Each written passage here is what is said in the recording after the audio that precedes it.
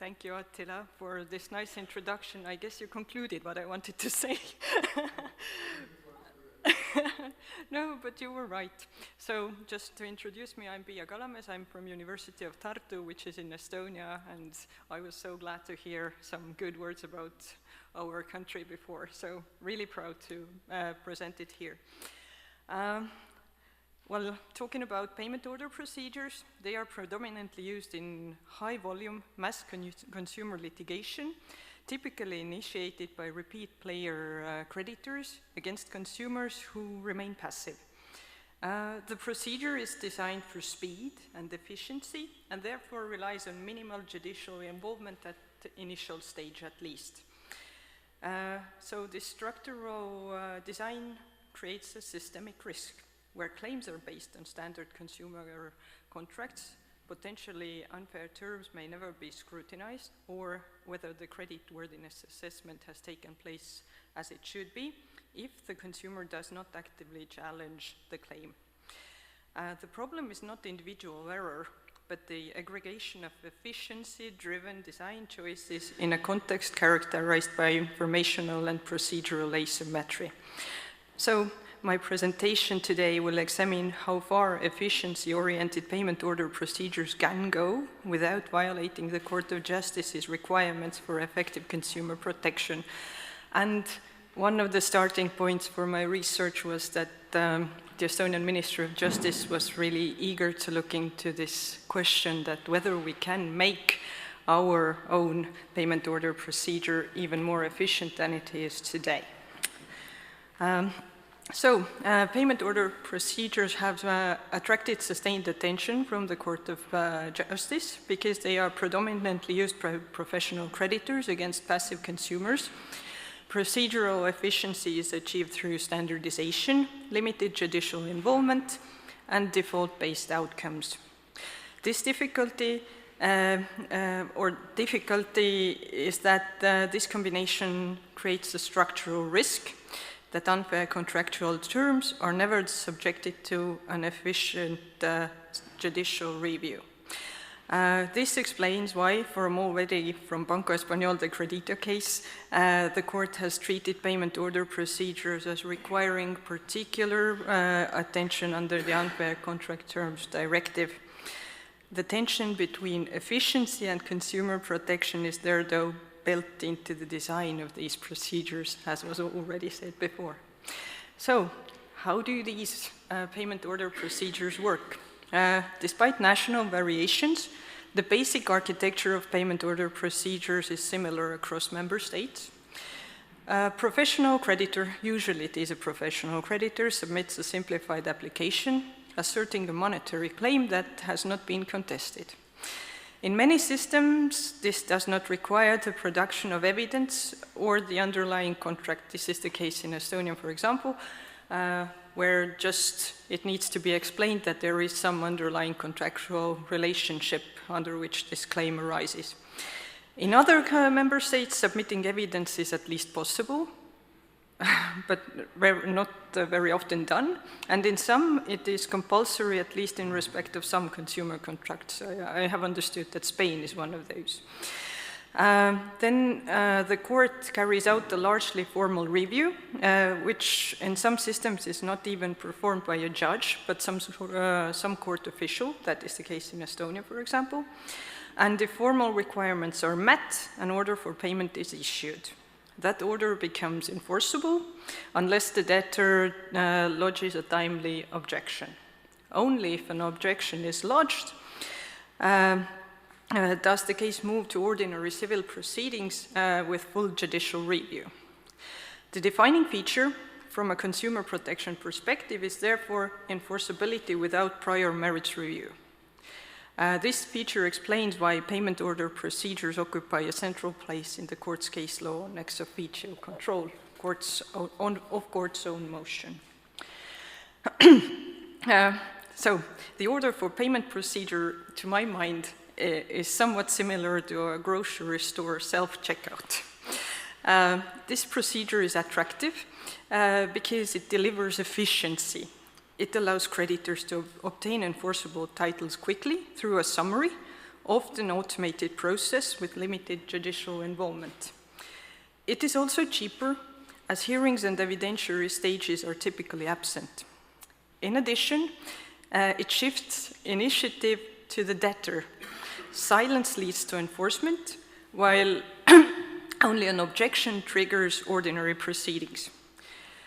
These efficiency benefits are explicitly recognized also by the Court of Justice. However, the same features that make the procedure efficient also explain why. In consumer cases, the court has insisted on limits to optimization and stressed the importance of courts' review of its own motion. So the question is how this efficiency-oriented procedure interacts with the court's case law on ex officio review. The starting point is a general rule. National courts must examine specific consumer protection requirements of their own motion whenever they have necessary legal and factual elements available to them. And this obligation is not tied to any specific procedural form. According to the Court of Justice's case law, the review of possibly unfair standard terms of the court's own motion must also take place in the context of default judgments and in the payment order procedure, and also in European order for payment procedure. In relation to unfair contract terms, the court has been consistent since Pannon case. Where the court has the relevant material, it must assess of its own motion and the unfairness and disapply unfair contractual terms if necessary. Lately, the same logic has been extended to creditworthiness assessment as well, as illustrated in this OPR finance case. However, regarding creditworthiness assessment, the Court of Justice has not stated that national courts have an obligation to conduct this ex officio review also in payment order procedures. However, having in mind the goals of Unfair Contract Terms Directive and Consumer Credit Directive, it is relatively safe to assume that the court's ex officio obligations are somewhat similar in this respect. So this creates a tension. Ex officio review requires judicial scrutiny that runs counter to the efficiency logic of special procedures. The court's approach turns on whether the court has the necessary elements of fact and law available to it. In Banco Español de Crédito, the court held that where the court has the necessary material to assess unfair terms, national law must allow to do so ex officio. Otherwise, creditors could circumvent consumer protection by just choosing payment order procedure. The court emphasized that national law must not prevent such review where no additional fact-finding is required. In Finan Madrid, the court went even further, holding that the system in which neither the authority issuing the payment order nor the enforcing court could assess unfair terms of its own motion violated the principle of effectiveness of consumer protection, then, not the other effectiveness. And one noteworthy element in this judgment was also that court stated that basically a court official can also handle these payment order proceedings, but then at some point the judge must have an opportunity to intervene. So it can be effective bypassing the judge at the initial stage. The consequence is that at least at one stage of this procedure, a court must have the power to examine the potential unfairness of contract terms ex officio. The court does not, however, require this own motion review in every payment order case, where the necessary legal and factual elements are not available to the court, which might be rather the rule than an exception, having in mind the architecture of these procedures.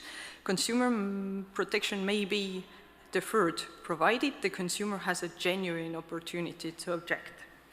This is illustrated in this Profit Credit Polska and in following judgments. In Profit Credit Polska, the underlying consumer contract was not before the court. The decisive question became whether the objection mechanism genuinely enabled consumers to exercise their rights.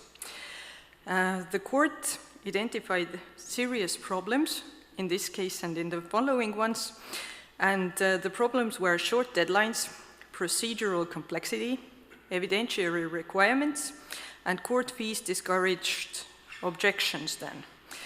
In such cases, consumers' passivity cannot be treated as a free and informed choice. There are obstacles to defending one's rights. Conversely, where objections are simple and accessible, the court accepts that judicial scrutiny may take place only when an objection is lodged. And it is precisely here at the design of objection mechanism that national payment order procedures most often fail. And it's quite easy to fail because the Court of Justice has stated which characteristics are too burdensome for the consumers, but they have almost never stated what would be right. If 15 days is too little, is 30 okay? We don't know. Under what conditions?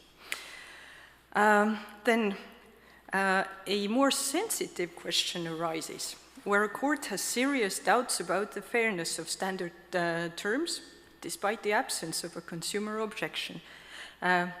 What is important to note is that it must be a court who has these doubts about fairness. It cannot be a court official because they are not allowed anyhow or qualified to evaluate whether the standard terms are unfair or not. In Profit Credit Polska second case, we need to thank this creditor because they have provided a lot of European Court of Justice practice to us. This is not the final case, there is also a third one. The court held that where a court has serious doubts as to unfairness in the context of default judgment, it must be able to require the creditor to produce the underlying agreement and assess it of its own motion. However, this does not establish a general obligation of systematic review, but reflects the particular context of default judgments adopted by judges exercising full judicial powers. A related development appears in Bondora, where the court held that courts must be allowed to request additional information where necessary to carry out ex officio review, even in the European Order for Payment procedures. However, it is worth noting that these judgments concerned European payment for order for payment, and it was in Spanish context. Again, there was a judge actually present in this case who could evaluate the possible unfairness of standard terms. So these cases show that serious doubts from the judge may trigger judicial intervention even without an objection, but only in specific procedural contexts.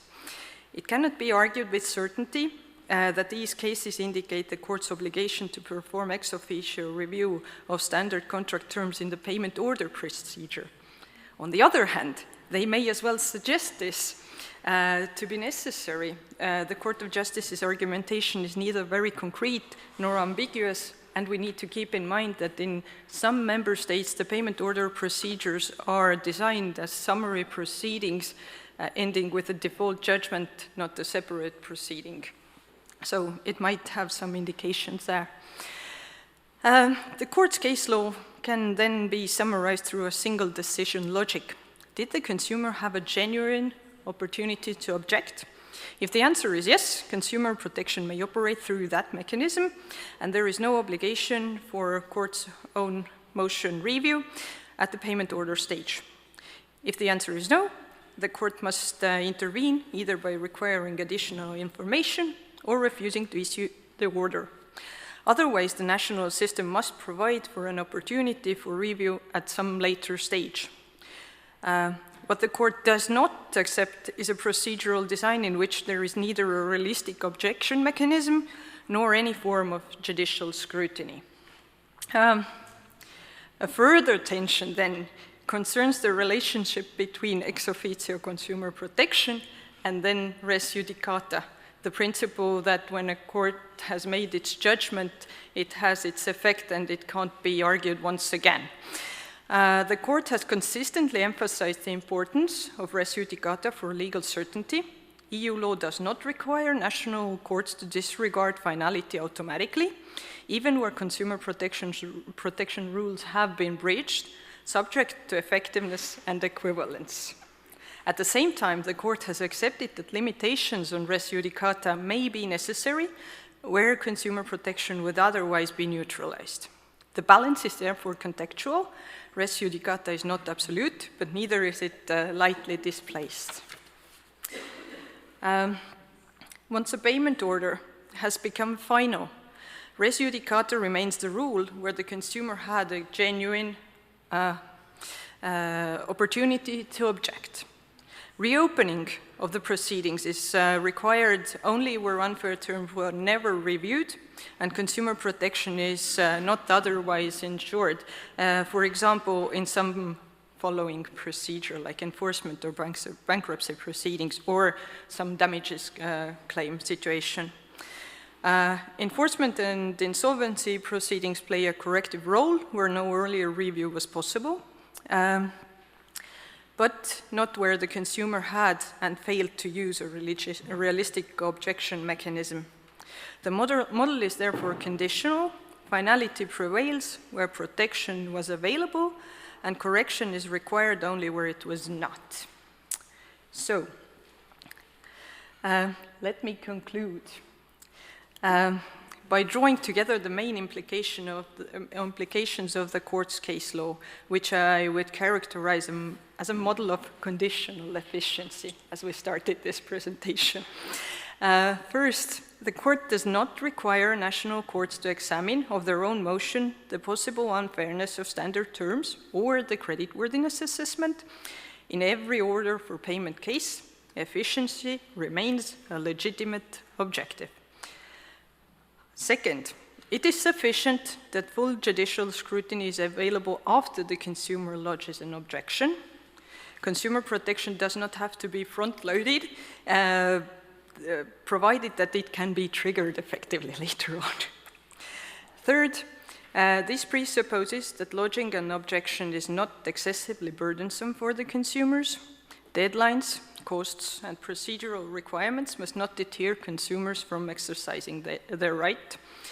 Where they do, efficiency loses its justificatory force. Fourth, the court accepts that payment order procedures may be entrusted to court officials rather than judges, as long as the overall system still allows for effective judicial control where necessary. So this is the point where there's some more room for automation as well, if found desirable. Finally, where an order for payment procedure does not provide a sufficient opportunity for ex officio control because of procedural design, the court requires that such control would be available at some later stage in enforcement or other subsequent proceedings. However, leaving these matters to these proceedings creates this tension usually between these ground principles of every member state that might be already there.